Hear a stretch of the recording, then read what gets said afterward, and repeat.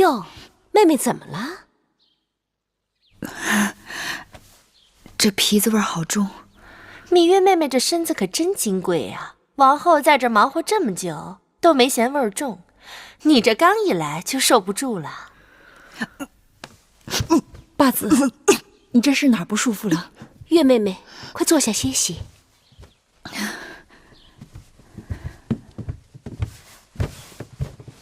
这几天热得厉害，别是中暑了，喝口水吧。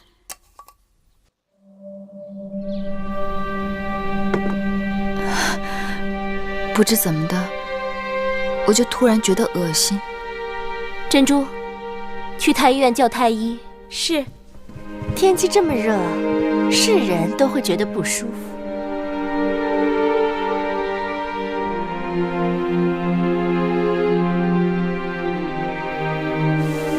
太医，八子有事儿吗？当然有事。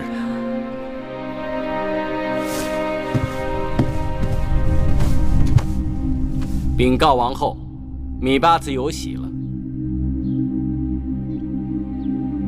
你说芈月有了身孕？是的，王后。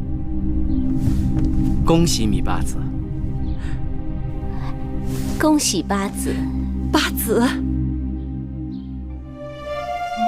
香儿，多加点冰块，八子怕热，然后再去膳房让他们熬点小米粥，那东西养胃。是。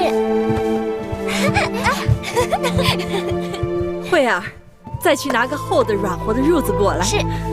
大热天的，弄那么一个厚褥子干嘛？傻丫头，你是不怕，你肚子里的孩子怕。八子，大王来了。别动，别动，坐着别动。有什么地方不舒服吗？怎么了？你们怎么突然都把我看成面人了？一捏就碎啊！从此你在寡人眼中胜过金枝玉叶，捧着怕摔了，攥着怕化了。木见到宣师殿禀报这个消息，寡人真是欢喜。这孩子来的意外？为何意外？寡人等他已经等了许久了。丫头，你的心比谁都野。寡人一直担心这宫中装不下，如今你有了孩子，你就会收心了，对吗？过去我的命是我自己的，如今有了这孩子，我的命就是这孩子的了。说什么傻话！你和孩子的命都是寡人的，给寡人生个男孩，寡人要带着他驰骋四方，征战沙场。臣妾却只愿少司命保佑他一生平安，无争无忧。你们楚人的少司命真的那么灵光吗？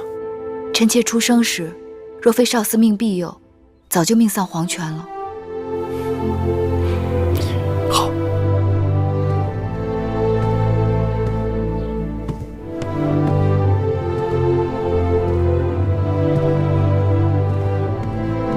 大王，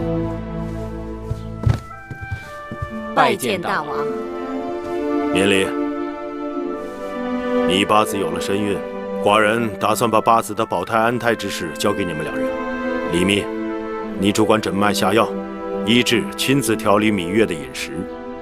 你们要细心打理，切不可有任何差池。是。慧儿，你看，哪来的黄雀啊？永香令让我拿来的，说是大王赏的。八子现在有身孕了，不能外出，怕它闷得慌，让两只小鸟陪陪它。把鸟拿来。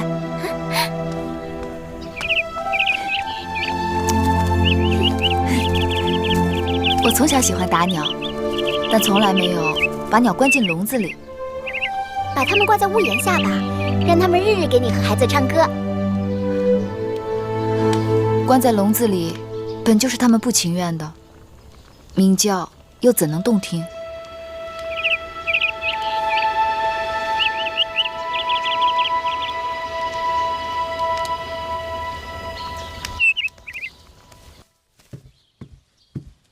姑姑，你都做了大半日的针线了，也该歇歇眼睛了。姑姑这一辈子都是给小孩子做衣服，在举基身边的时候，先是你，后是蓉儿，再后来举基去了，就是小冉。眼看你们这些孩子都长大了，我又开始给你们的孩子做衣裳了。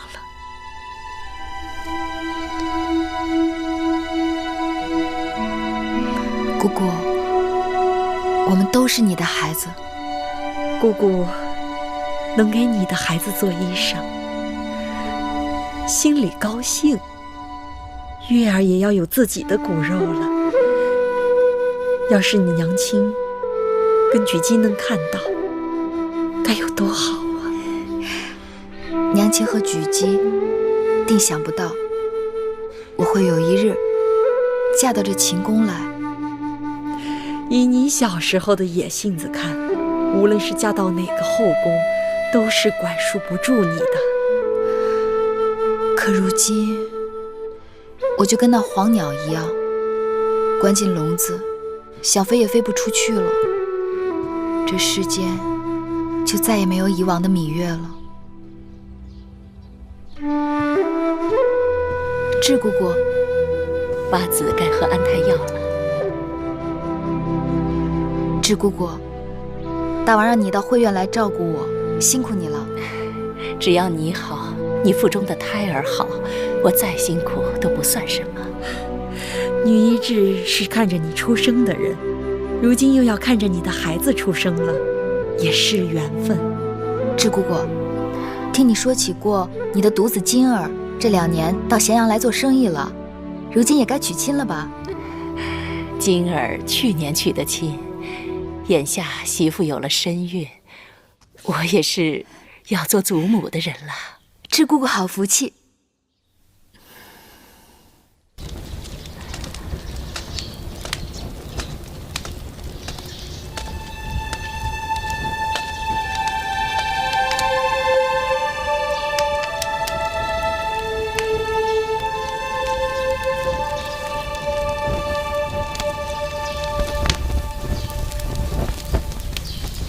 我这里好久没人来了，今日你来看我，真是稀客。我知道你一贯喜好清静，来多了也是不胜叨扰。其实宫中也就你我2人比较清闲，大王又难得到咱们的住处来，你我的公子又都长大了，大王又另赐了住处，你我偶尔聚一聚，两闲并一闲，那也是自得其乐。闲有闲的好处，如今宫中最热闹的就是慧院。芈月有了身孕，受大王整日眷顾，别人自然趋之若鹜。可你事事都好了，就会有人眼热，那不好的说不定就来了。妹妹说的有道理。夫人，大王来了。谁？大王。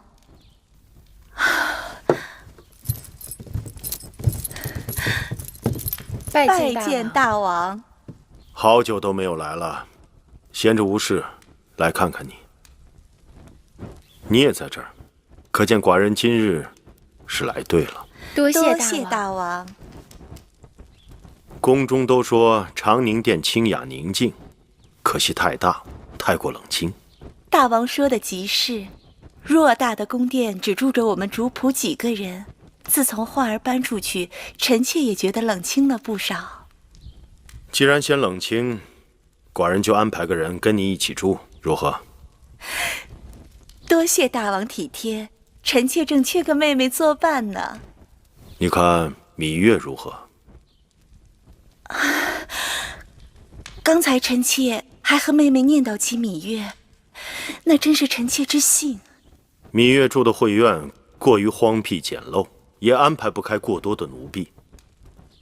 如今芈月怀有身孕，寡人想让她换个地方。大王请放心，臣妾好歹也养过孩子，大王尽管把芈月交给臣妾便是。好，那就这么定了。恭送大王。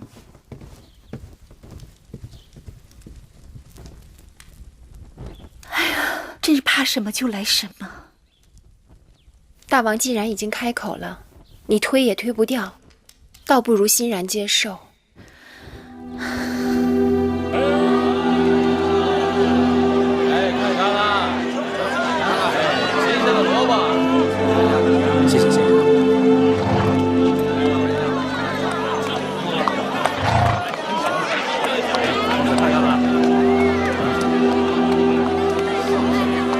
公子歇。公，哎，公子，公子，公子歇。嘘，张子，你这是要害死我吗？你跑什么呀？我是在帮你呀。你就别瞒我了。前几个月每日都在四方馆外面溜达，如今又跑到这儿来，怎么是要喝酒还是要买药啊？张子，你也是一国相邦，为何要偷窥我的行踪呢？偷窥？我告诉你，有2种人会偷窥，一种是真惦记你的，一种是真想算计你的。你说我张仪会是哪种人？我一直想帮你，你就是不听我的劝。离开咸阳吧，我还可以给你备个盘缠。到了外面之后，以你的才华辅助一国君王，前程定不在我之下。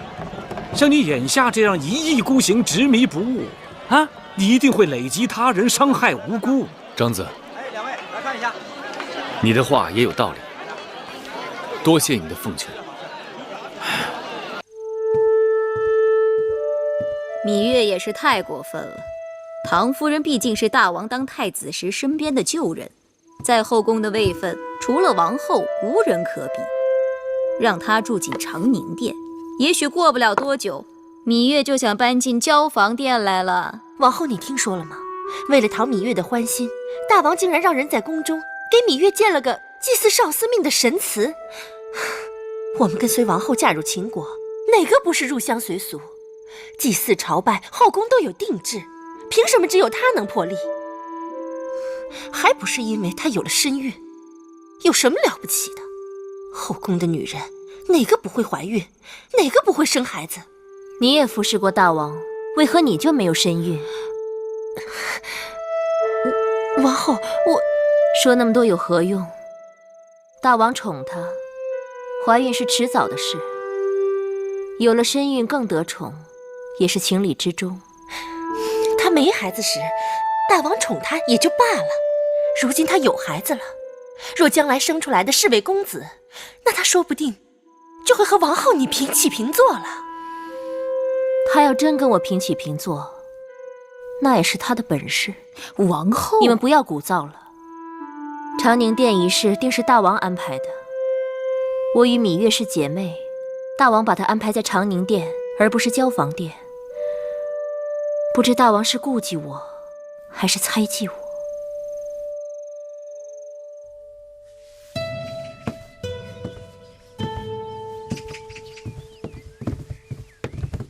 王后，芈八子来了。妹妹，姐姐，妹妹快请起。自打妹妹有了身孕，也不常出来走动，让姐姐好生惦记。说来古怪，我腹中的孩儿定是个贪睡的，弄得我每日做什么都打不起精神，只是瞌睡不断。我怀荡儿的时候不也是辛苦？那时行事莽撞懵懂，开罪了大王，被禁足在交房殿。幸亏有你，我日子才好过些。芈月与姐姐手足之情，我为姐姐做什么都不过分。此话应当由姐姐来说。我在后宫身为王后，理应为妹妹遮风挡雨。可你入宫这些年，也吃了些苦。好在苦尽甘来，怀上了大王的孩子，终身都有了依靠。姐姐真替你高兴。哎，你来，过来看看。你觉得这个地方如何？刚刚经过小院，这院子幽静清雅，再过几日桂花飘香，定别有一番风景。我打算让人在朝阳处种些腊梅，在这后院再种些青竹，这样无论冬春都有景色可看。姐姐想得真好。这偌大的交房殿，正殿有我住着，东西2个偏殿，一个由孟昭氏和景氏站着，还有一个就是眼前这个了。说起来也比正殿小不了多少，一直都空着也怪可惜的。今日我请妹妹来，就是替姐姐拿主意。妹妹一向心思奇巧，帮姐姐看看这地方还需要添什么摆设。月啊，你看王后今日叫你到交房殿，是不是还有别的话要说？他没说出口的话，应当是他最想说的。王后不会是……我何尝看不出他的心思？他既没说出口，那我只好装聋作哑。我常常会想起当年姐姐与我的亲近，眼下的疏离，真叫人心寒。舌头跟牙齿都免不得打架，若有合适的机会，还是要和王后修好。此事已与唐夫人和芈月说妥，永相令也带人去给长宁殿重新挑选了陈设，王后却有异议，这是为何？芈月不仅是臣妾的应试，更是臣妾的亲妹妹，臣妾与她一向亲近。如今芈月有了身孕，理应住到交房殿，由臣妾亲自照顾。大王却让她到唐夫人的长宁殿，知道的人会说唐夫人为人稳妥，大王考虑周全；不知道的还以为臣妾容不下自己的亲妹妹，硬要把她赶到唐夫人那儿寄人篱下呢。那依王后之意呢？交房殿是后宫最大的殿宇，正殿由臣妾住着，东偏殿由孟昭氏和景氏住着，可西偏殿整个都空置着。与其让芈月去打扰唐夫人，倒不如让她搬到交房殿来。寡人只是想，当儿还小，又有那公子壮需要你随时照应。他不是你亲生的，相处起来可能不容易。大王放心，这些事都是臣妾的分内事。只可惜那公子壮与当儿相差太多，弄得当儿总是一个人在交房殿里孤单单的。若有了芈月的孩儿，两个人可以相依相伴，一同长大。王后如此识得大体，体贴贤良，就照王后说的办吧。谢大王。我要木头小人打架！我要木头小人打架！大小人打架！当儿，怎么了？受什么委屈了？告诉我，你想要什么？我要木头小人打架！这是怎么了？这木头小人是玳瑁姑姑从宫外买来的，做的精巧，还会打架。公子喜欢至极，用小刀破开了小人的肚子，想看看里面是否藏有小鬼。结果木头小人碎了，再也不动了。这孩子，当儿乖，莫恼。婆婆给你做枣泥糕吃，好不好？好。嗯。我要吃枣泥糕，我要让木头小人打架。当儿乖，母后再让玳瑁姑姑再去买几个小人啊。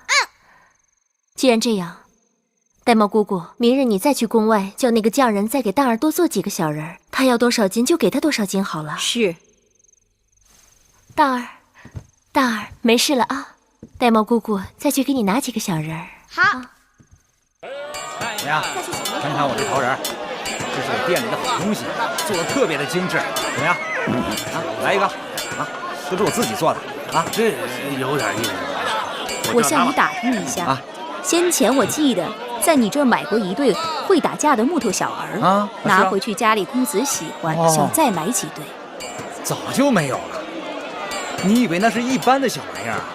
相传那是鲁班的弟子偷艺学的，你能买到一对儿，那是天大的运气啊！你可知那弟子的下落？那种人，那都是神龙见首不见尾，没准儿早就驾鹤成仙了。哎，你再瞅瞅这些小玩意儿，有没有喜欢的？挑一个吧。啊，新鲜的果子。姑姑，姑姑跟我来。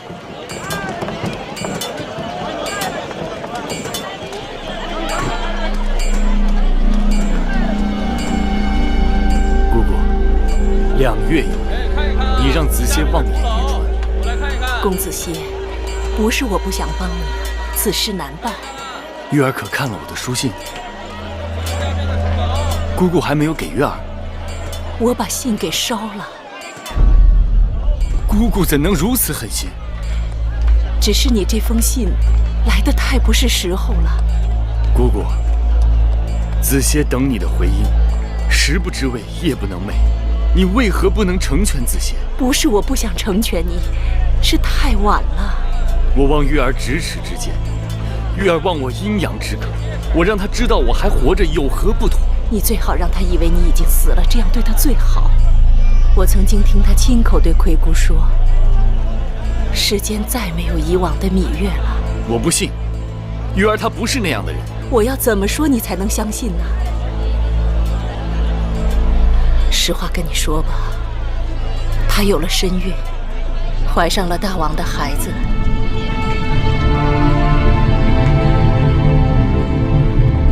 公子，还是把芈月忘记吧，只当过去是一个梦。抱歉。新鲜的水果啊！下边的开开。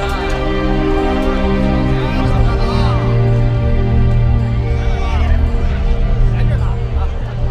再见啊！刚摘的啊！看一下。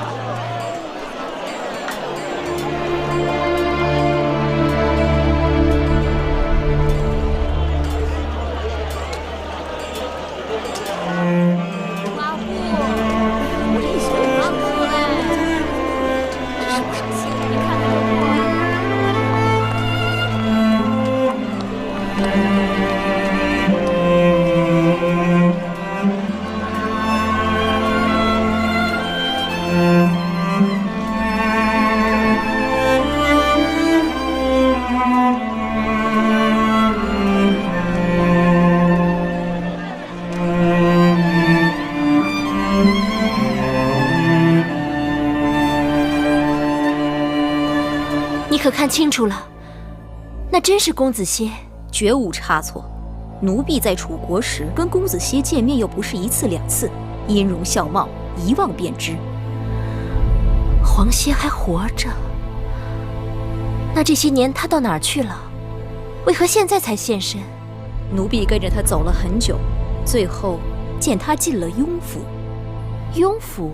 哪个雍府？就是咸阳城内大名鼎鼎的雍瑞的府邸。雍瑞，就是坊间传说的那个嬴夫人的枕边之人。正是，不知是否与嬴夫人有关。大王好像很器重他。就算大王念旧情，雍瑞是谨慎之人，也会因为大王与芈月的缘由，对黄歇这种人心生忌讳，避嫌远移。奴婢猜测，那黄歇并未用其真名。对了，他进雍府的时候，奴婢听旁人称他公子倩。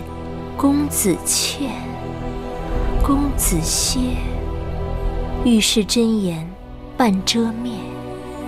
这下太好了，芈月的把柄抓在了我们手里。身为宫眷与人偷情，这是妄剐千刀的大罪。若让大王知晓，定不会轻饶他们。姑姑这话可动脑子。你方才说公子歇要女医治转达芈月，她还活着，被女医治拒绝了。这就是说，芈月并不知道公子歇还在世，且与他咫尺相隔，这偷情之罪如何而来？公子歇救护迎亲车队，身陷绝境，死而复生，可喜可贺。大王又为何要责罚于他？此事体大，不可轻举妄动，我得好好想想。奴婢只记住微后那句话：芈月不除，必成心头大患。芈月已搬入交房殿，一举一动都逃不过我们的眼睛，王后千万不要错过机会呀！芈月今日搬入交房殿，我得去看看她安顿的如何。是，奴婢随你去。姑姑就别跟着了，姑姑直肠子，眉眼里全都是话，芈月是聪明人，我可不想让她心生猜疑。算了，我晚上再去。另外，今日的事，对谁都不可泄露。是。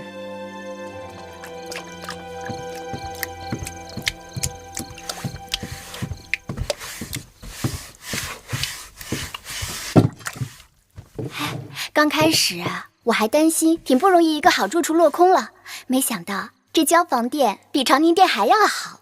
那是当然，有大王的眷顾，谁都不进咱们3分。那当然。你们2个丫头也太大胆了，这等话也敢乱说吗？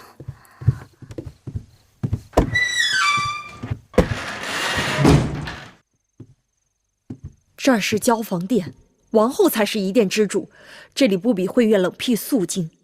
这么多人同一屋檐下，人多口杂，行事要处处小心。你们若想惹是生非，且不讲八子处罚，我先将你们撵出去。姑姑恕罪，我们不敢了。起来吧。是。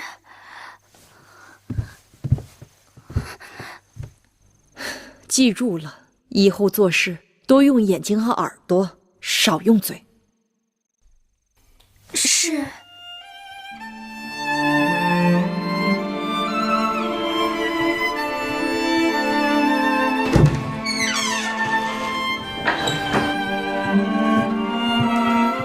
八子，智姑姑，月儿，快喝了这碗红枣黑豆黄芪粥，智姑姑刚刚给你熬好的。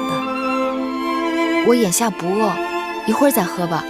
忙了一日，晚膳的时候又没有多少胃口，这可怎么是好啊？是啊，就算你不饿，你腹中的孩儿也该饿了。你眼下是1人吃2人饱啊。孩儿听到没？2个姑姑都说你饿了，就算娘亲不吃，也要替你吃。八子，王后来了。姐姐，妹妹快别动，让你住到我这儿来，就是为了让你安心养胎。以后问候请安的事情全都免了，你要再跟我多礼，那就见外了。多谢姐姐体谅。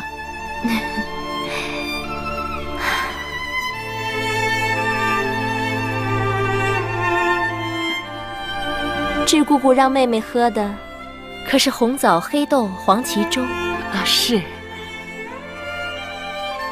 这粥倒是安神养脾胃。当年我有喜的时候，智姑姑让我喝的也是这种粥。话是这么说，过去也没觉得什么，但自打有了身孕之后，一闻见那豆子的味道就觉得腥气，怎么都入不了口。这样啊，智姑姑可有其他方子调理一下？明日奴婢可以给八子试试薏米山药粥。这粥是如何做的？将薏米加入精米，放入锅内，加水煮粥，待粥快成时，加入去皮洗净的山药小段，煮至山药软糯即可。若八子喜甜，吃时可加入少量的蜂蜜和桂花。这口味听起来不错啊，那就给妹妹换这个口味吧。是。智姑姑妙手仁心，不知救了多少痴男怨女和小儿性命。来日我一定禀报大王，重重的赏你。王后言重了，若无他事，奴婢退下了。你搬进这交房殿，对这摆设布置还有没有不中意的？姐姐精心筹划，月儿道谢都来不及。你住过来，有何需要随时跟我说，我让他们安排就是了。多谢姐姐。你们都先下去吧。是。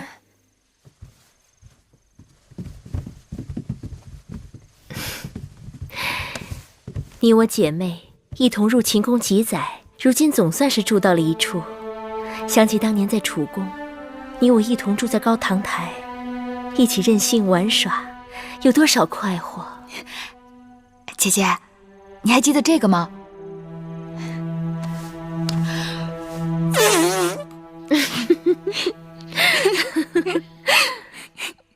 然记得了，我还记得你帮我去给秦王送书信，被母后罚，禁闭在月华台。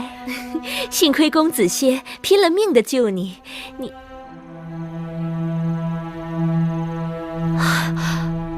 该死，我不该提这些。无论姐姐提与不提，当年之事都历历在目。子歇在世时，他是月儿的性命；如今子歇去了，月儿的性命也跟着去了大半。如今能顾念的，只剩下这腹中的孩子。这话听了都让姐姐心疼。说起来，妹妹如今在宫中是集万千宠爱于一身。姐姐痴想，如若公子歇还活在世上，妹妹会如何选择？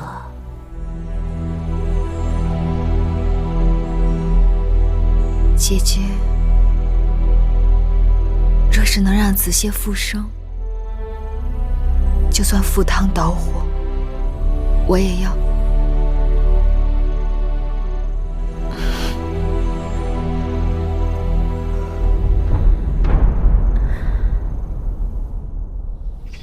到了北郊行宫，把信交给邢夫人，就说菊花已经开了，过几日我去她那儿喝菊花酒。是。慢点，公子。这是怎么了？公子倩为何这样？大人，昨日公子倩一夜未回，今日一早有人发现他睡在一家酒馆门前。将公子扶进屋内，好生照应。是。走，公子。大人，公子倩最近不知怎么的，日日在外面胡闹，不仅喝得烂醉，还常常打碎酒家的东西。要不是看在雍大人您的面子上，那些酒馆老板早就报官了。内府今早上送来的菊花，让你们都过来看看，有喜欢的挑几盆，叫下面的人端回去。皇后姐姐这儿自然都是好东西，姐姐随便分派了就是。哎，芈月妹妹怎么没来？人家哪看得上内府分派的东西？大王已经特别赏她了，院子里到处都是，不用来了。哎，大王日日来交房店，却只去芈月的房中，赏的东西都和大家的不一样。他芈月眼中还有没有别人？大王去看芈月，是去看他未来的孩儿。你要有本事，你也可以怀上身孕。芈月有身孕，不能服侍大王。我想，也该由你们二人尽尽本分了。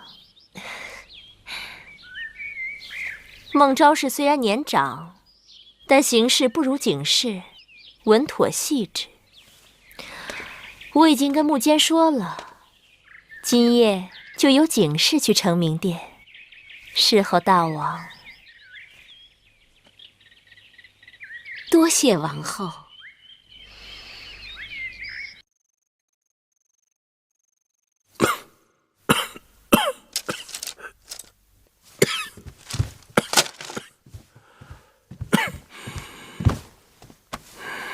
大王是不是受了风寒？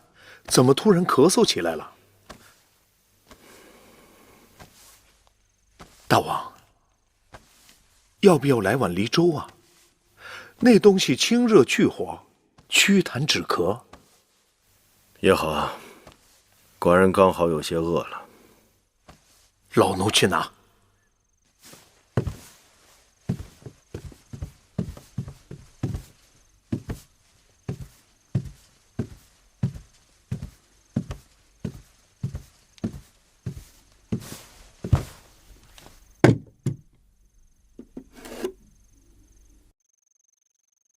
大王，怎么会是你啊？王后听说大王近日辛劳，偶感风寒，亲手给大王做了梨粥，让臣妾送来。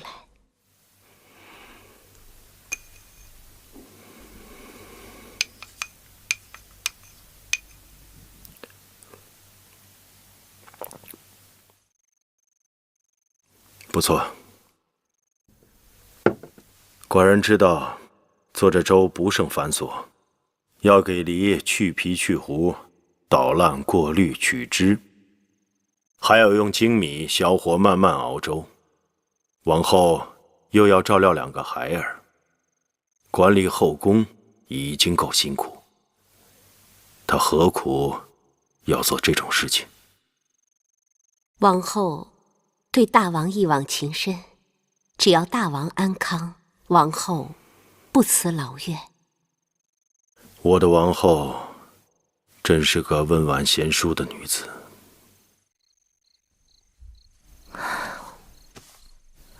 我觉得还是不要的好。珊瑚，我今夜要睡香枕，去给我准备一下。是。姑姑，去把那红枣鹌鹑汤温一温。王后睡前还想喝碗汤，姑姑去温就是了。王后，你忘了，你已经让警士去了成明殿。人是我派去的，我又怎会忘？是。大王，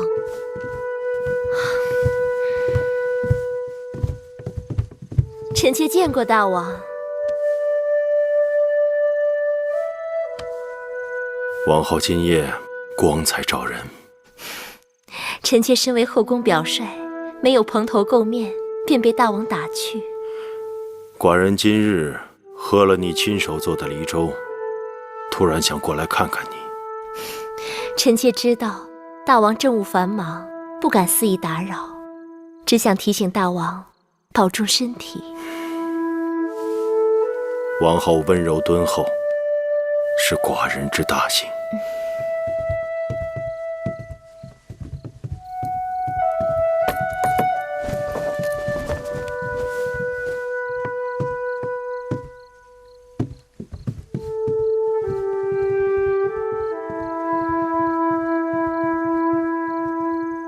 如今王后也会了读心术了。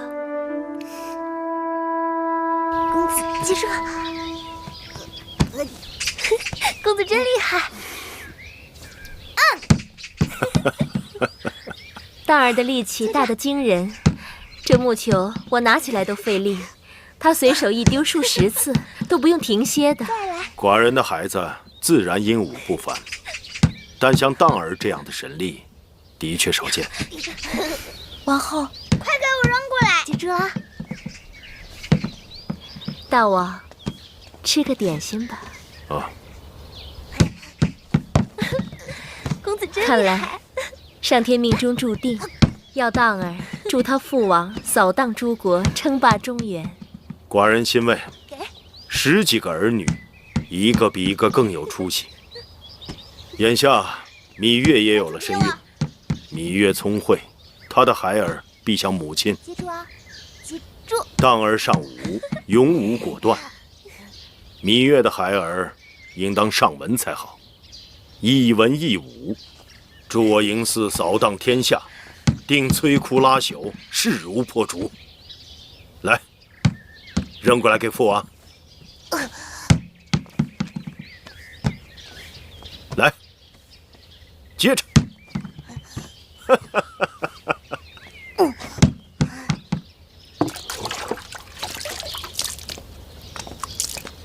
姑姑，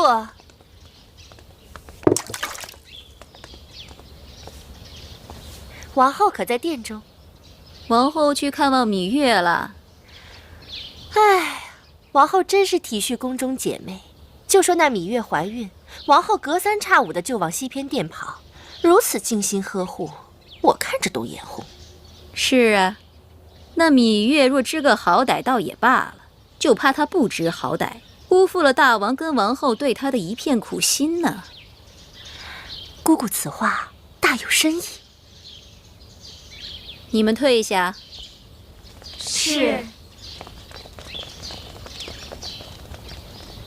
你没听说呀？那楚国公子黄歇并未葬身山崖，如今又到咸阳城来寻芈月了啊！就住在雍瑞大人的府中。当真？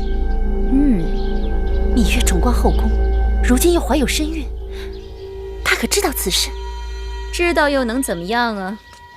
这宫墙高大，他们俩想要见一面，只怕也是不容易。可那黄仙前来咸阳寻芈月，怎肯罢休？可不是啊，幸亏有这宫墙隔着，要不然他们两个人干柴烈火的。哎呀，奴婢多嘴了，此事干系重大，夫人还是不要打听的好。对对，姑姑说的对。那我先回去了。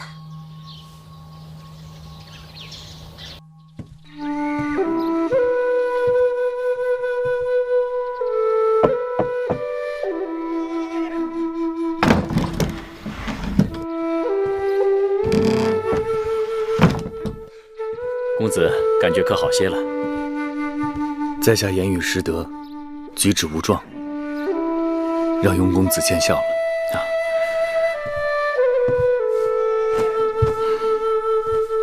公子在我雍府暂且栖身，如遇有难处，可直言相告。我黄倩感念雍公子知遇之恩，只是我生性喜欢漂泊，遇事放任为俗，难以在一地久居。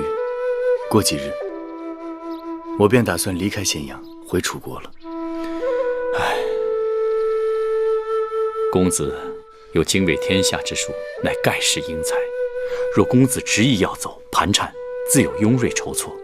但雍瑞真心挽留公子，在秦国入朝出仕，收获于君王之家，也不枉费你才华一片呢。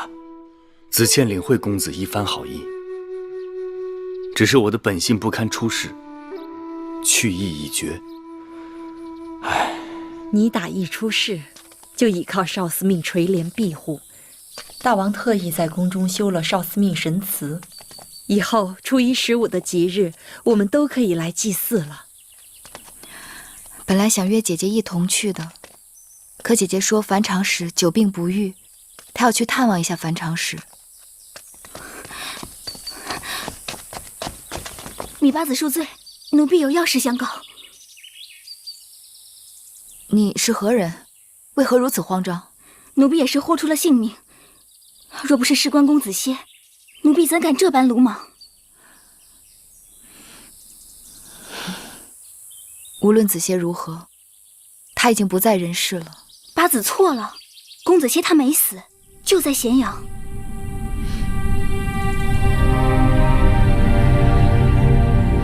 不，你在胡说！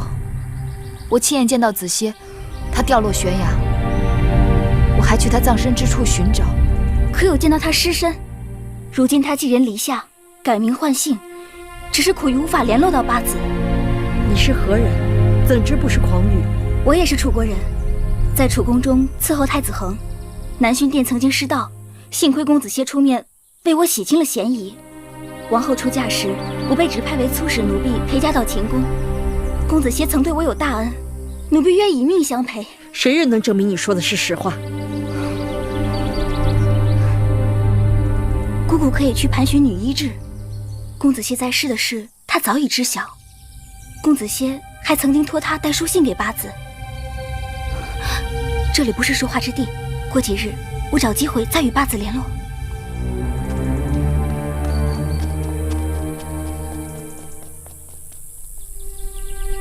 月儿，月儿，他说子歇还活着，此人来历不明，我们不能轻信。可他明明说子歇还活着。月儿，怎么会这么巧啊？在这儿遇上妹妹了。方才我去看了唐夫人和樊长史，那唐夫人也就罢了，樊长史不仅自己身子弱，孩子也多病。公子通比蛋儿要大半岁有余，可那身量比蛋儿还小一个头，看着都可怜。妹妹怎么了？看你脸色不好，莫不是病了吧？也许是受了风吧。有身孕的人最怕受风了，怎么这么不小心呢？我不舒服。想先回去了。不妨，快回去歇息吧。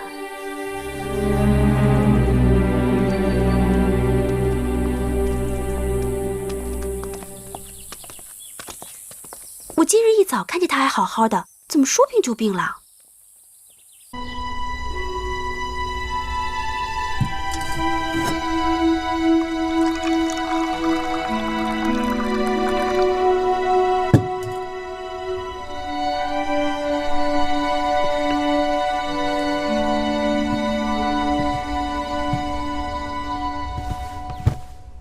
月啊，喝口水吧。姑姑，你去把女医治叫来。月儿，你可要想好了。想好什么？那女子说的若是谎话，倒也罢了，万一是真的，万一是真的，万一子熙还活着，岂不是天大的好事？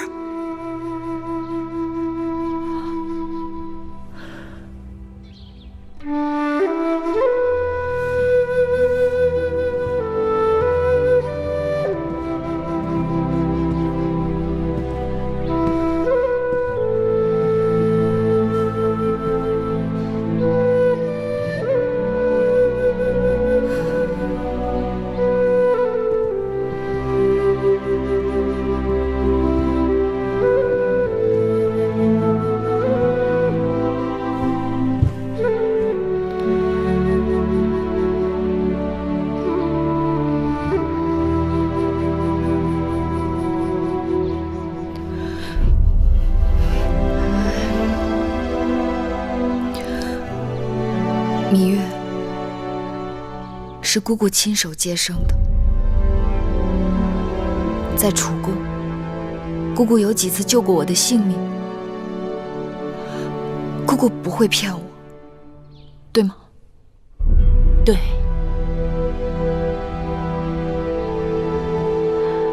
八子想问什么，就问吧。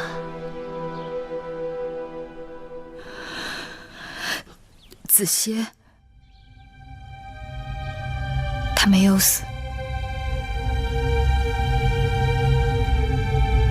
他还活着，对吗？对。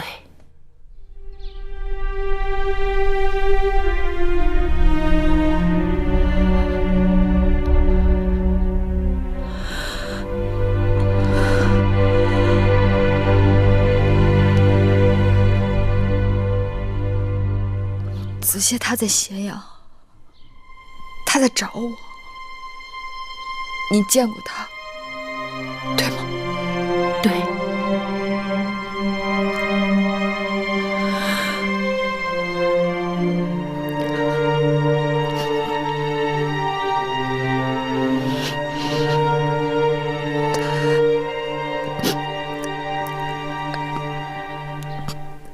子歇他有书信给我。对，书信呢？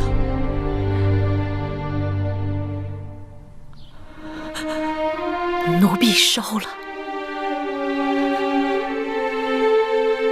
你为什么要烧了？你是一个要做娘亲的人，你顾及的孩子，就顾不了自己，又如何顾及他人？子歇不是他人，他是我的前生前世。他是我的另外半条命。你为什么不告诉我他还活着？为什么不告诉我？为什么？八子恕罪。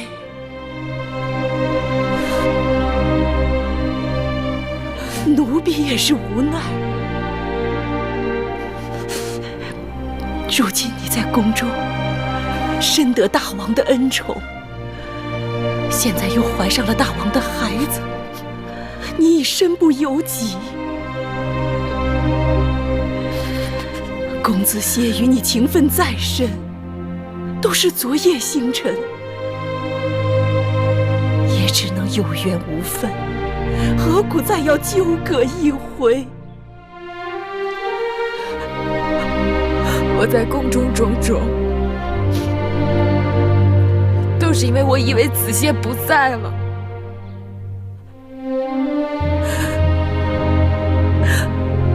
如今子歇千辛万苦来到咸阳，却被一堵宫墙挡住。我若知道子歇还在，刀山剑树都拦不住我去找他。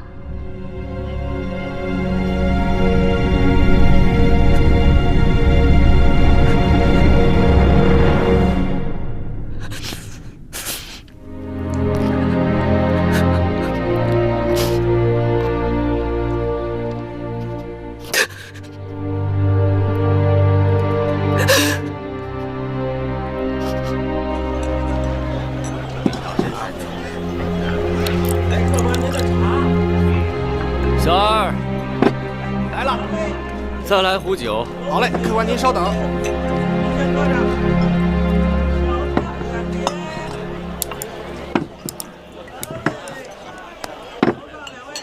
公子可是黄歇？你认错人了，在下是黄倩。看来公子不信我。我为何要信你呢？不信我倒也罢了，只是公子万万不可离开咸阳。咱们俩素昧平生，你快快离去，别再纠缠我。让我走又有何难？只是公子走不得。公子歇这一走，那宫中思念你的人可就落空了。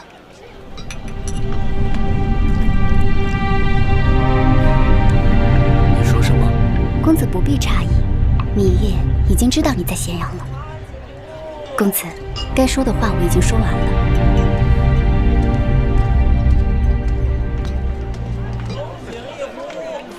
您先搁着。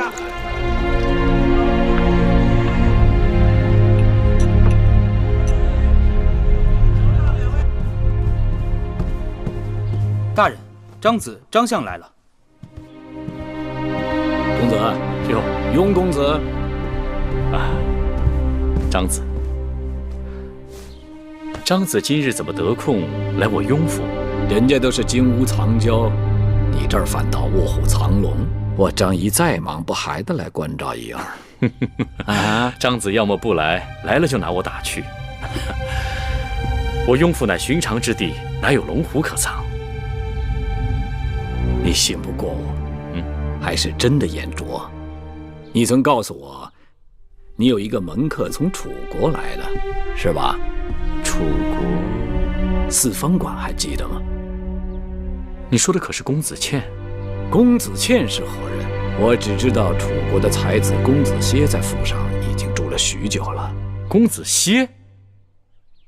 张子所说的公子歇，可是楚国大夫屈原的爱徒太子伴读黄歇？正是。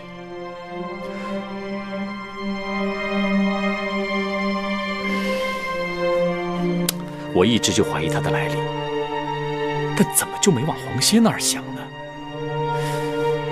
和加一个倩，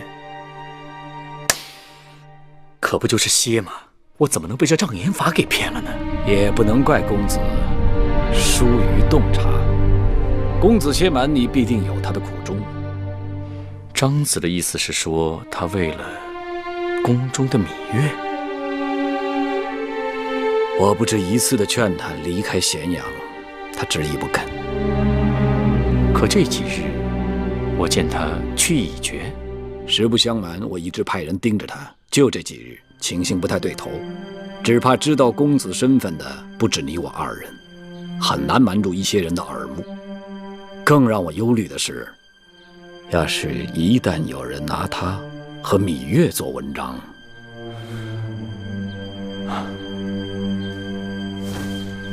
谢张子提醒。哈，奴婢想，芈月若知道公子歇活着的音信，哪怕是触犯天条，她也定要去见他的。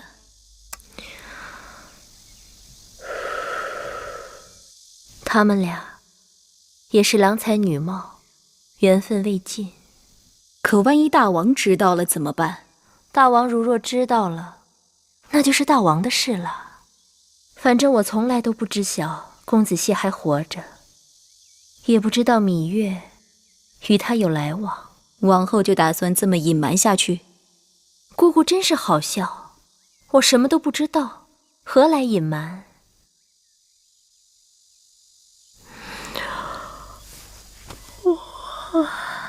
姑姑，我去睡一会儿，有事叫我。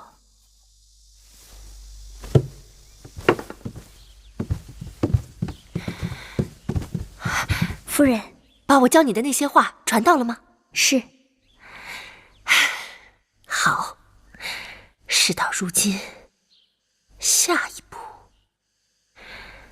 该怎么办呢？夫人，还不知道王后对此事的心意，是不是应该去那边探探口风？有道理。梅儿，你去把那个装桃仁的盒子拿过来。是。上次公子荡打坏了木头小人，王后差人到处寻找，我这儿整整1沓的桃仁，这回可够公子荡玩一阵了。也好让王后知道我的良苦用心。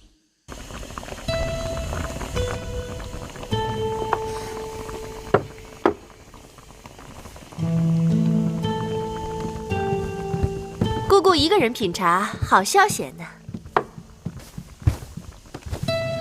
王后午睡了，奴婢趁机松松骨头。这是给公子荡的一点心意，望姑姑替我转交。王后身边这几个人，就属你对公子最上心了。那是应当的。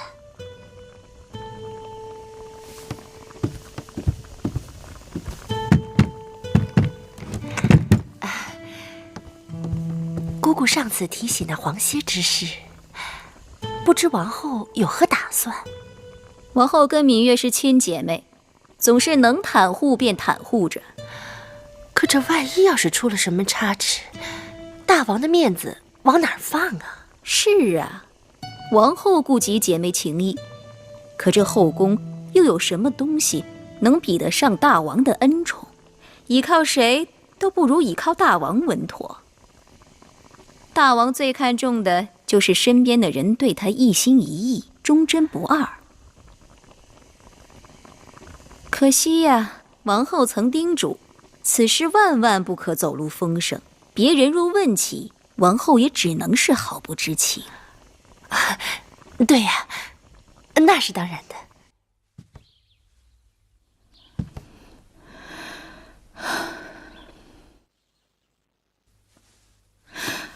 姑姑，我想出宫一趟。你身子已经快能看出身孕了，出宫实在不便。何况以什么理由出宫？女医之说了，子歇总在那药店外的街头等他。女医之还说了，自从他拒绝给公子传信，并告诉他你怀有身孕后，就再也没在那儿见过公子了。反正子歇，我是一定要见的。你贸然出宫，就算不替自己着想，也该为肚子里的孩儿打算。八子，大王来了。大王，寡人说过了，你有身孕，见寡人不用多礼，摆来摆去，累着你。谢大王。这2日，寡人看你脸色不太好，可是觉得哪里不妥？整日在屋子里闷着，臣妾都快憋出病来了。都已经快做娘亲的人，还这般任性。大王知道臣妾的脾气，只喜欢天高云阔，受不得贬下局促。马是不能骑了，鞭子也不准用了。好吧，就算寡人让你出宫走走，街头巷尾闲人杂乱，你可想好要到哪里去了吗？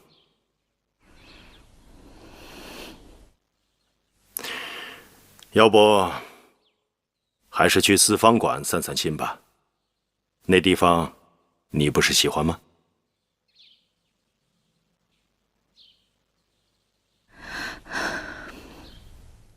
谢大王。来，吃菜。来，客官，您的茶。您的菜慢用。小二子来壶酒。好嘞。您先喝着。公子可否给我1钱？你这黄口小孩可是好笑啊！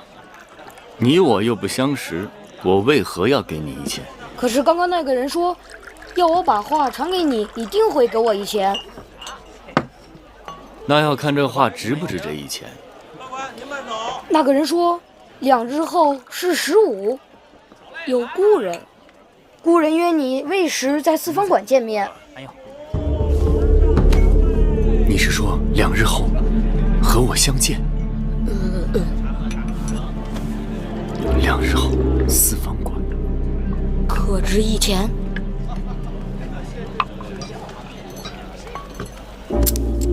客官，里面请。去吧。多谢公子。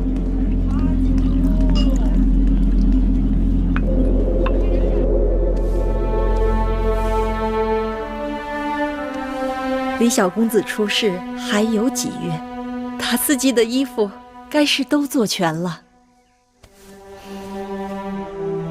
姑姑总说是小公子，万一是小公主呢？是个公主也好，像我们月儿一样聪慧俊俏，但在姑姑看来，那孩儿必定是个公子。姑姑这话没根据。怎会没根据？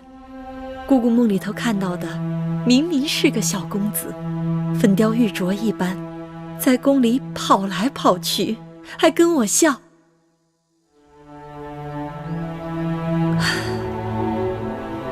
月儿，这事儿实在拖不得的，无论为了谁，你都要早拿定主意才好。大王准我出宫了，我反倒是没了主意。子歇我是一定要见的，但见了又能如何呢？你打算跟子歇走吗？若没有这个孩子，你无需问我。但如今有了他，昨日大王突然应准你出宫，我心里总是忐忑不安，觉得有些不对头。此事隐瞒着大王，让我如鲠在喉。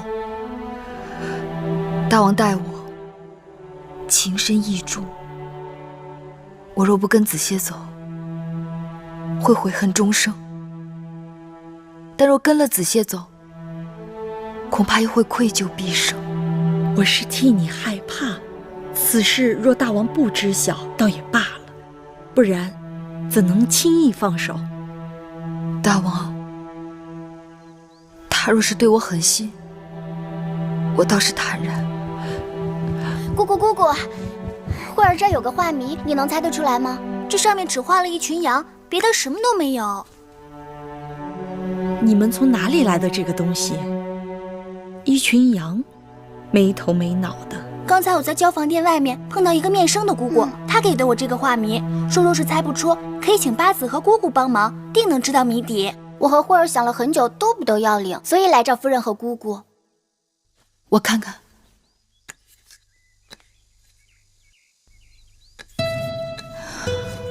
这竹签很眼熟，好像是四方馆投注的竹签。四方馆，这群羊一定是有数的。1、2、3、4、5、6、7、8、9、10、11、12、13、14、15，15只羊，羊通祥，有吉祥之意。对啊，这一定是给八子和胎儿祈福的画谜，三羊开泰嘛。不对啊，那画3只羊就够了，画那么多只羊干嘛？那就不是吉祥之意，就是时辰了。时辰，午马喂养申猴，15日未时。15日未时，做什么呢？四方馆投注的竹签。四方馆，说的是四方馆。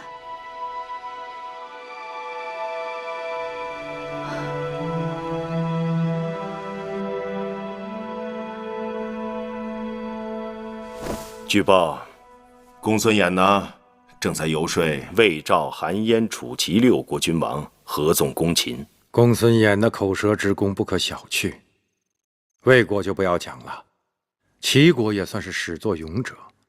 赵、韩2国历来与我大秦有领土之争，楚国因失汉中，对我大秦仍耿耿于怀，而那燕王本就是昏庸无能之人，少给点好处就跃跃欲试。楚王贪婪，见小利而忘大义。上次我们放了他的几10名将领，也算肯给他面子。燕王行事一贯朝三暮四，患得患失，对付他们，寡人有办法。但眼下不仅他们，魏、赵、韩、齐4国也已成心腹之患。王兄说的是，先解决楚国和燕国的威胁，派我们在楚国的眼线给晋上送去厚礼，让他在楚王身边放出些手段，再去信给孟莹，让他伺机而动，助母国一臂之力。臣弟就去办。公孙衍，寡人没有看错你，一怒而诸侯惧。臣弟担忧的正是这个。公孙衍掀起的风浪足以惊动天下，诸国如果受了公孙衍的蛊惑，将会对我大秦形成围攻之势。臣弟打算去一趟函谷关，巡查那里的关防。若是诸国攻打我们，定会从那里开始。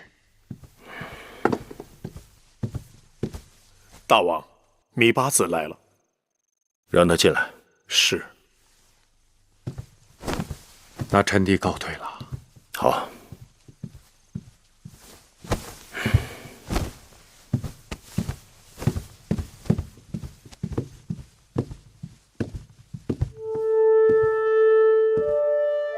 拜见大王。寡人说过，你有孕在身，见我就免礼了。坐吧。谢大王。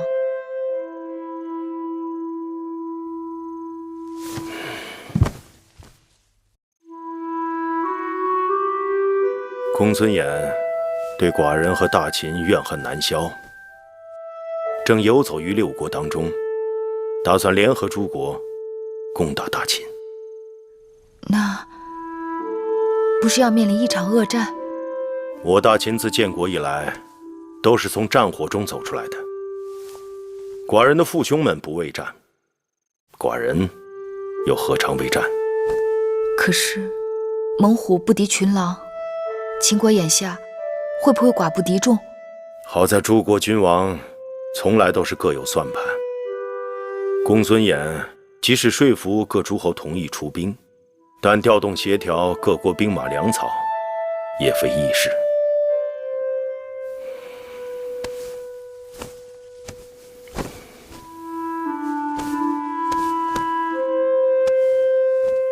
大王这是在找什么？有张齐国地图，不知放到哪里去了。臣妾帮大王找。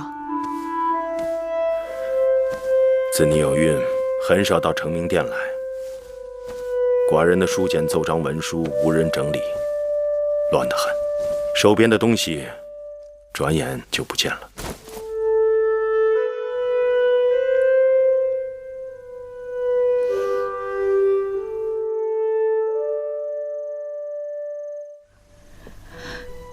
臣妾失职。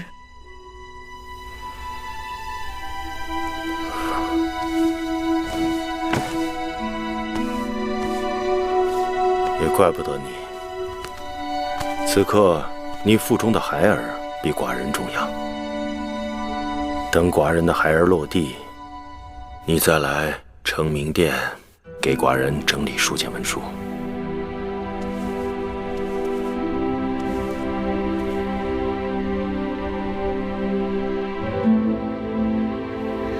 大王，臣妾有一事要禀报。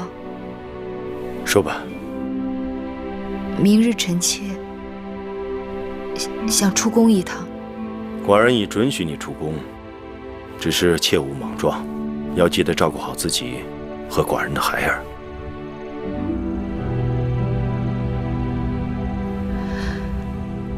臣妾出宫是要见一故人。爱贤念旧是人之常情，早去早归。可臣妾……好了，已经很晚了，寡人还有政务要办，早些回去休息。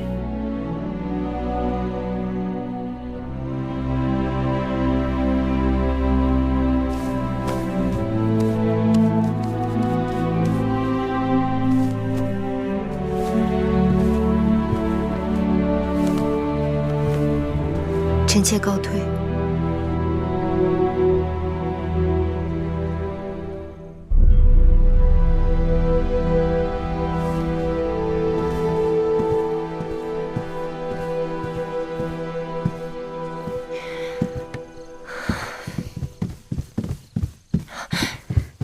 怎么样，夫人？我打听到了，芈月那边已经向永孝令要了明日出宫的车，说是要去四方馆。好啊，终于让我抓到了把柄。你芈月胆大包天，竟敢出宫私会情人！哼！走，美儿，跟我去见王后。是。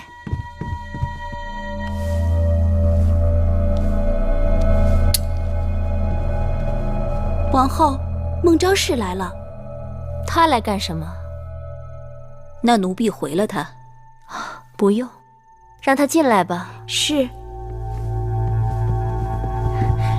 拜见王后。免礼。妹妹这么晚来，是有什么急事吗？王后可知道芈月明日要出宫？我虽然不知，但我想她要出宫，自有她的道理吧。芈月身为宫眷，怀着身孕，竟然敢出宫，简直反了她了。芈月能出宫，定是得了大王的准许。我乏了，想歇息了。有什么话明日再说吧。王后，王后，哼，走。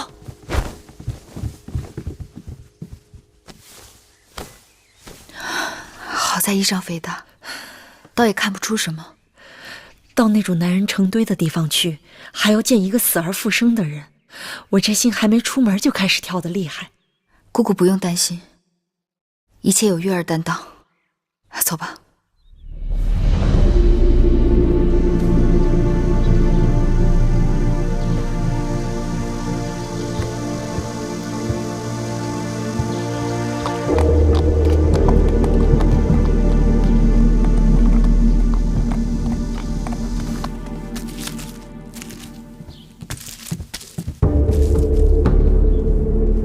王后，芈月真的出宫去了，她一定去见皇歇了。我们要是即刻去向大王出手，还来得及。不能向大王走漏任何风声。王后，机不可失。我说过了，这件事情我不能做。毕竟我们有过姐妹情分。王后心肠太软，不要再说了。可万一芈月和皇歇一去不复返，怎么办？这不是我们最希望看到的吗？万一大王知道了，这也正是我担心的。昨夜孟昭氏来，虽然她言语中藏头藏尾的，但给我提了个醒：这世上没有不透风的墙。姑姑，你一定要替我记住，我芈姝对此事从头至尾毫不知情，所以帮不了谁。是。大道为根，自然为武，天地为师，天性为尊，大真为本。你们道德家所谓的情虚无为、清净自守、依附而事、清净不为，实际上就是求于无用，居于下构，消极避世，其实就是无用。我兵家讲究用兵之礼，当主张士将以战之战，才乃治兵之将，民之司命，国家安危之主也。家事孟学，和乐民之乐，民亦乐其乐；忧民之忧者，民亦忧其忧。乐以天下，忧以天下，然而不忘者，谓之有也。以下才是治国之本。道德家思想实属于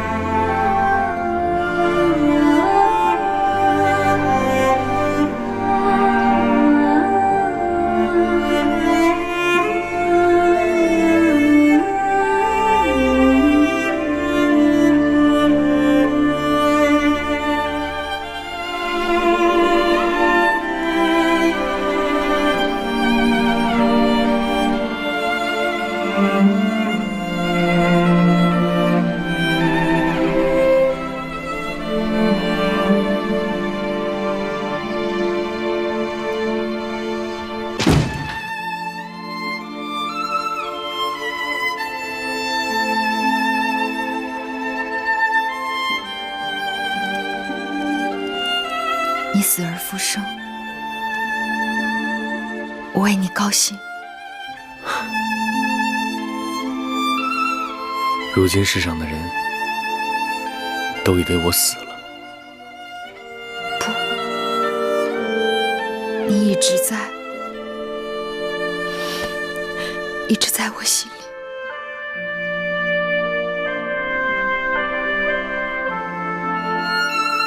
这次来到咸阳，我才知道，若是当年我真的摔死在崖下，或者永远什么都想不起来了，也许会更好些。别这样说，你若真的因为挫折困顿而放弃了当年的志向，就不是我喜欢的那个子歇了。可是那个子歇，是因为有了月儿，才是子歇。从小到大，我只给你带来了无穷无尽的烦恼。说到烦恼，的确不少。若不是当年你在膳房里偷糕，若不是你把树上的果子打下来，若不是你手把着手传授我用鞭子，我黄歇怎知道天下有如此好的女子？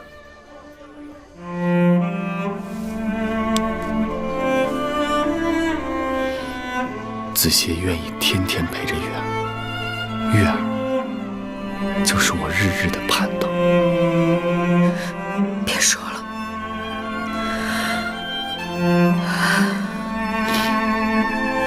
月儿一生都是欠子歇的。不哭了，你我之间若要是说欠字，就少了情分了。不哭了，不哭了。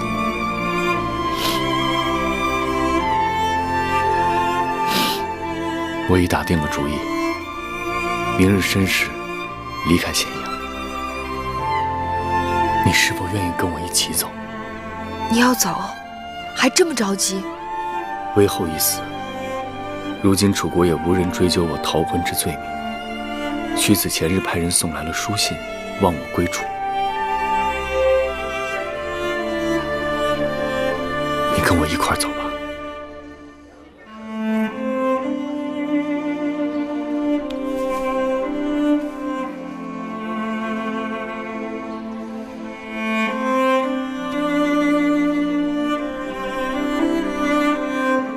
我知道你已经有了身孕，但你若跟我走，我愿以性命保你们母子一世周全。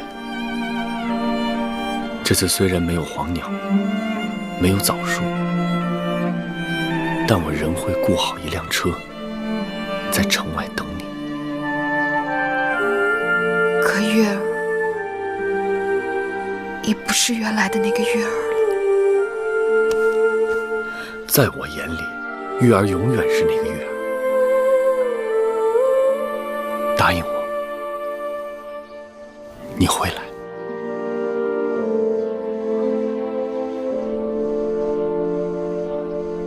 答应我，你会来，月儿。说，你一定会来。告诉我，你一定会来。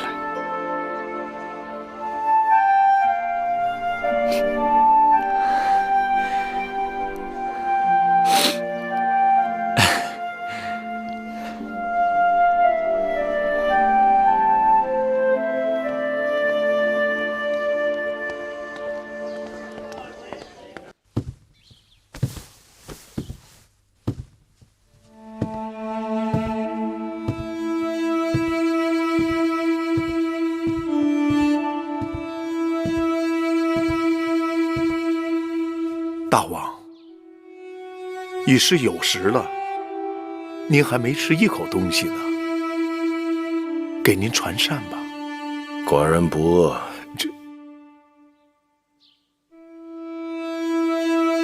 下去吧。是。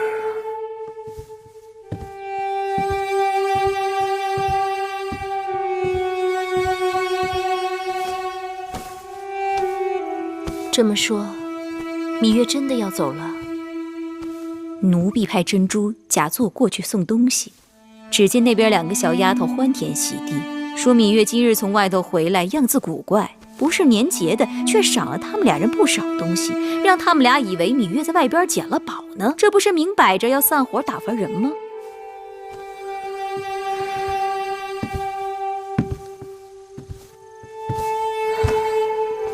芈月这一走，只怕我们今生今世都难再见了。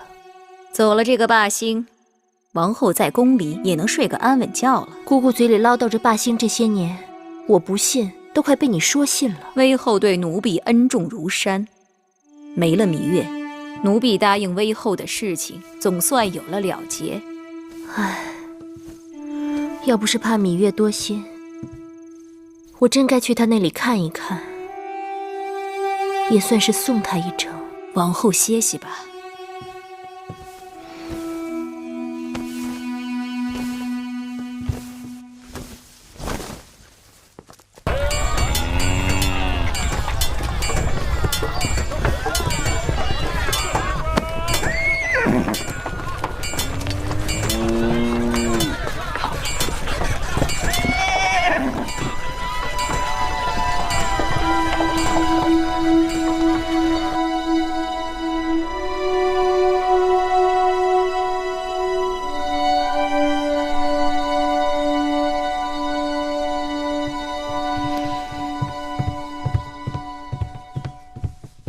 香儿和慧儿都已经被我打发出去了，我们若是真要走，现在必须上路了。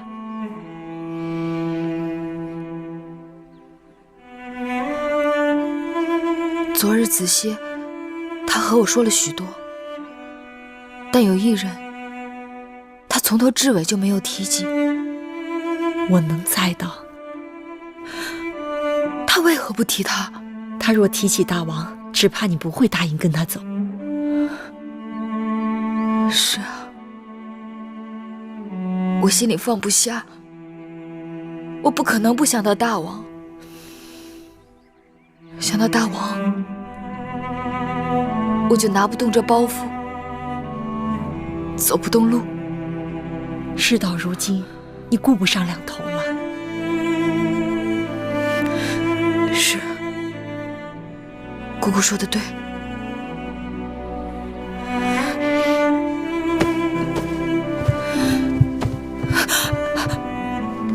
怎么了，月儿？孩子，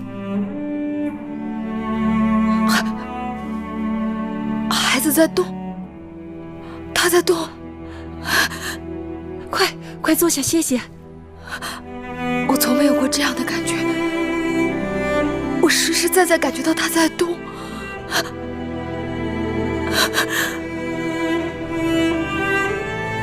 孩子听见了，他是最有灵性的。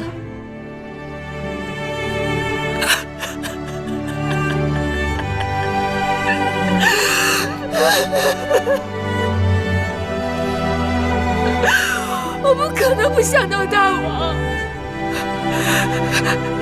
有了这孩子，我怎么可能不想到孩子的父亲？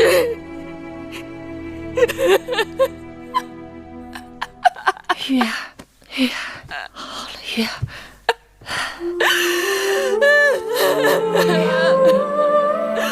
我该怎么办？好了，月儿。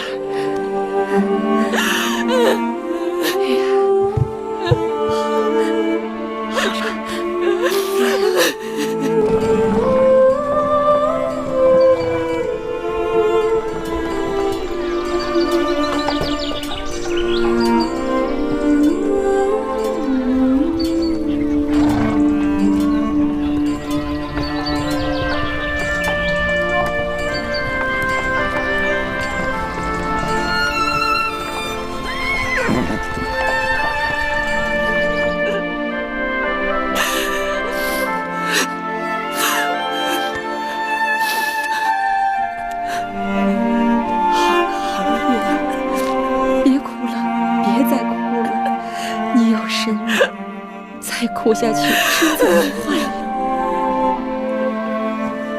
我该怎么办？我该怎么办？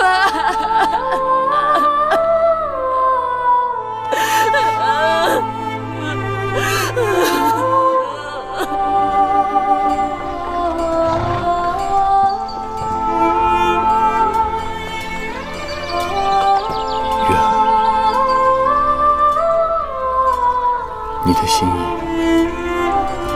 我也知晓。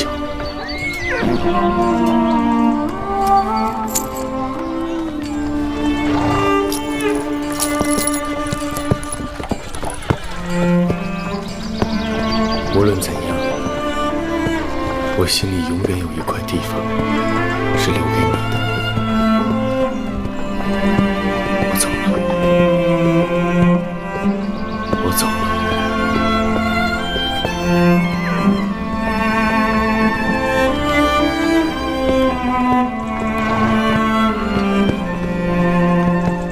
公子恕罪，大王已在郊外的十里亭备下了酒水，想与公子一叙。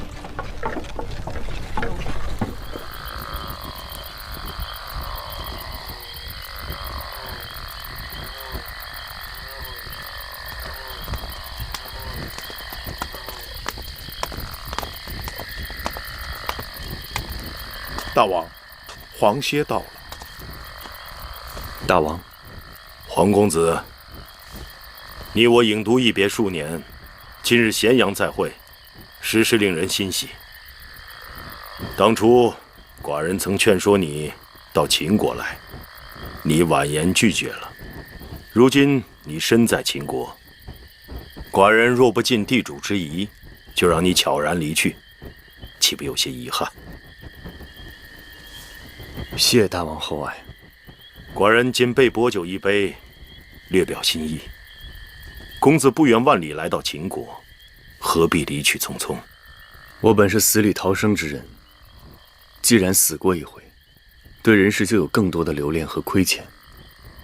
黄歇眼下有些许未尽之事，所以不得不离开秦国。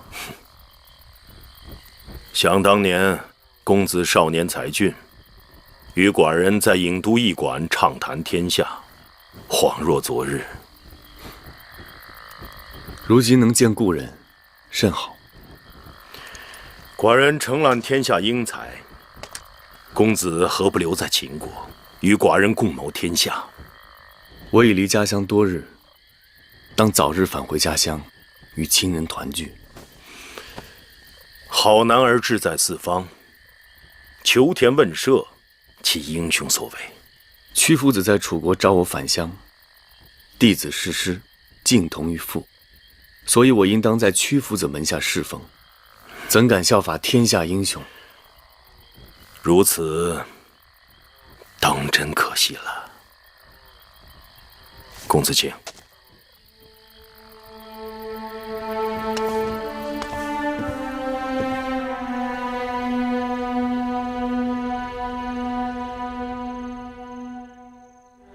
都这个时辰了，那边怎么一点动静都没有啊？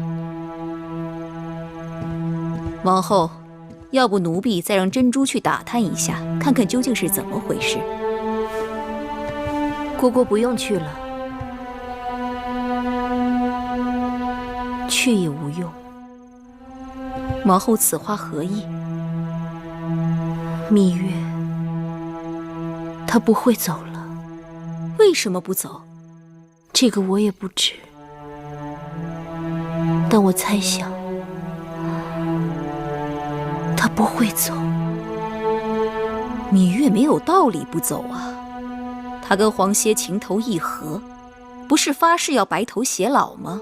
黄歇为了她弃官逃婚，她为了黄歇假意给王后当应试，黄歇为了救她险些丧命，她为了给黄歇报仇才进的秦宫。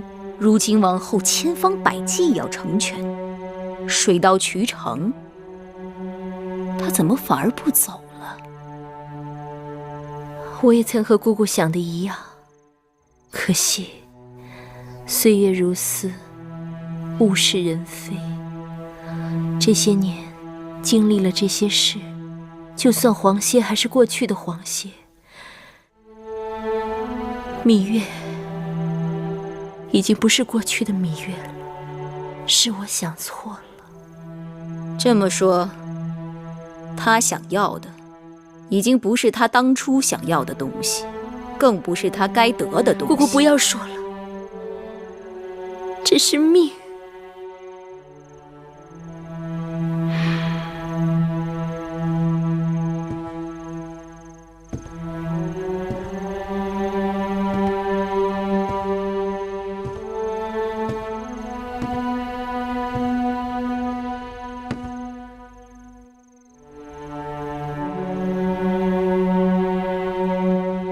我不认，我不认这个命。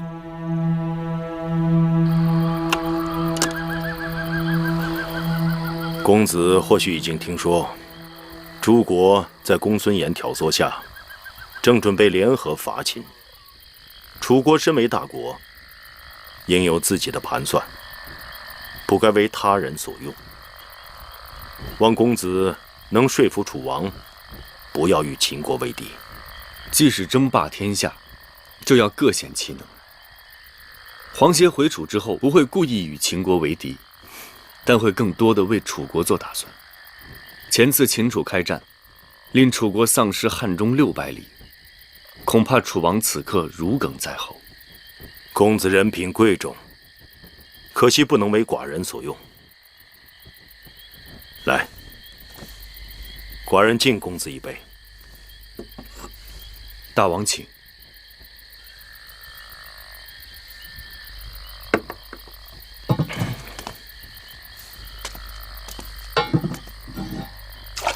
公子再干一杯，下次碰面，无论是敌是友，均是缘分。能与大王一醉，黄歇何幸如之？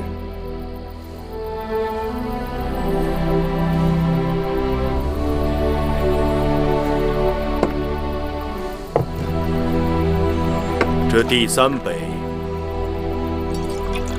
祝公子一路顺风。大王，干！干！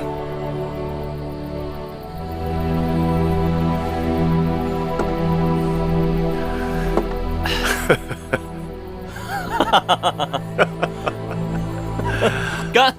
干！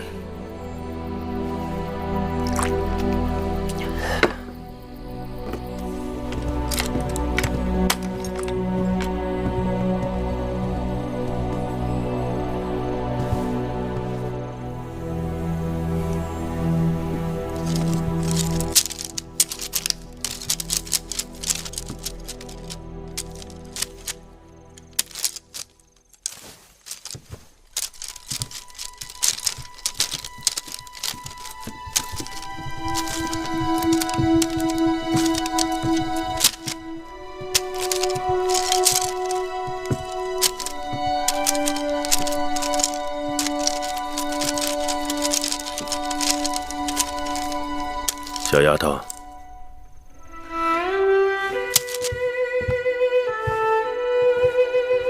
大王，都这么晚了，怎么还没歇息呢？大王这里许久无人打理，芈月于心不忍。你这是何苦呢？寡人都已经说过，等你腹中的孩儿出世后，你再来成明殿，给寡人整理书简。可惜这孩儿和他娘亲一个秉性，性急起来万事顾不得。今日这孩儿在我肚子里踢打不停，想来是在宫中待得烦闷了，要我带他出来散散心。我带他过来，刚进了大殿，便立刻安稳了。寡人看看，这个孩子为什么到了成明殿就安稳了？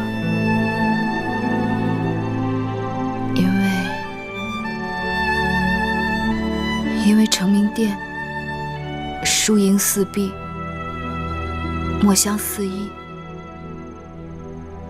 看来是个喜好读书的孩子。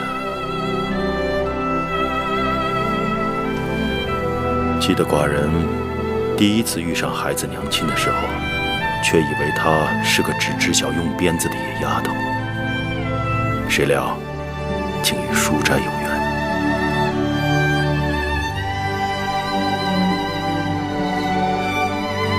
好好的，怎么哭了？月儿没有哭，月儿只是心里头更清明了。你清明就好了。你该知道你在寡人心头的分量。寡人疼你，疼咱们的孩子。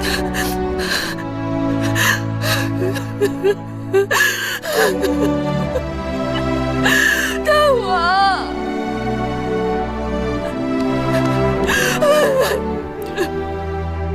好了，别哭了，别哭了。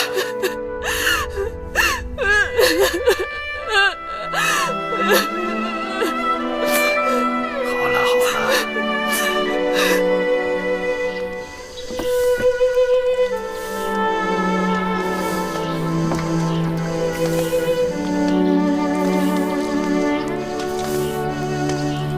八子，嘿嘿，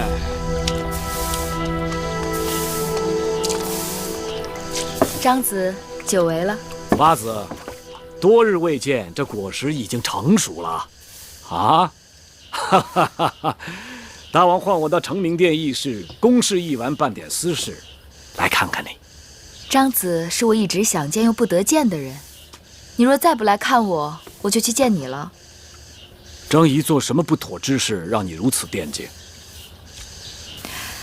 是因为芈月有一事不明，存在心里许久，说出来后望张子答疑解惑。但说无妨。张子可否告诉芈月，那日四方馆是怎么回事？什么四方馆？张子不要顾左右而言他。那日我和子歇都是被不知名的神秘之人约到四方馆去的。现在想想，那人不该是想要害我们。说起来，四方馆是最周全的地方，如此安排缜密，太像张子的手法了。这事你可冤枉张仪了。有人想做局，大王担心你们不知凶险，掉进其中。接下来的事，我张仪不过是顺水推舟罢了。大王，要谢你就去谢大王嘛。难道大王知晓这一切？大王的眼睛无处不在，只是他情愿看到，还是不情愿看到？那大王不疑心芈月与子歇有私情？唉，大王当然知道你与公子歇两小无猜，情投意合，当然有私情。但是大王深信你已经是秦国的八子，而非楚国的公主了。那最后的结果证明，大王没看错你。谢张子帮芈月解开了这个心结。这心结是你自己解的，与在下无关。方才张子提到，说有人做局，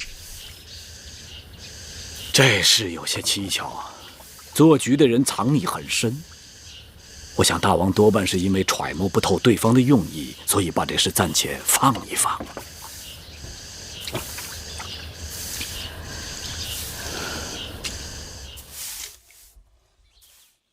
这阵子大王特别忙，天还未亮就跟司马错和公子华一同出城去巡查军务了。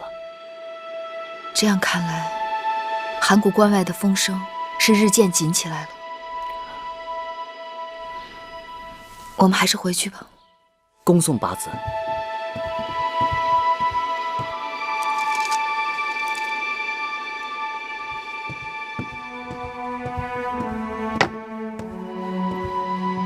王后，大监免礼。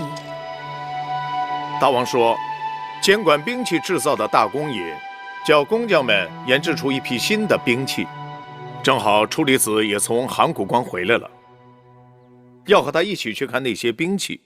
这几日，大王就住在宫外了，后宫的一切就交给王后。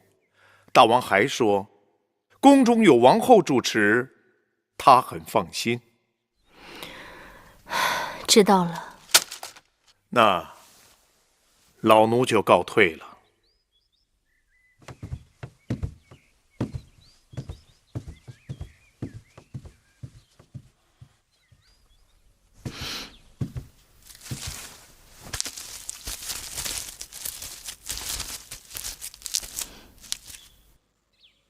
姑姑，好了吗？还要再熬一会儿。